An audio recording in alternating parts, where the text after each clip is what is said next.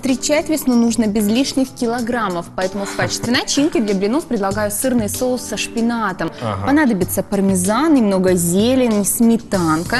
Все это перемешиваем. Лучше мясо, Оля, конечно же, мясо. Фарш. И мужчины, думаю, со мной согласятся. Ну, как знать, посмотрим, что выяснили наши корреспонденты. Мы совсем едим.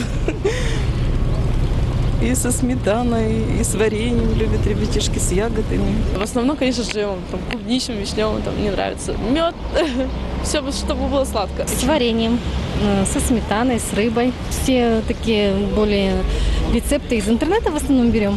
Разнообразие, чтобы было. Обожаю блинчики с вареньем, люблю с клубникой. В общем, самые мои любимые. Мы любим с мясом, с творогом. Вообще-то мы делаем блины без начинки, потому что так у нас принято в семье. Ну, если Так что... с начинкой лучше с повидлом делать, со сметанкой. И с творожком. Естественно, которая настоящая, наша тюменская. Люблю со сметаной и с икрой. Все сама делаю. Только икру, конечно, покупаю, сметанку тоже покупаю, а блинчики люблю.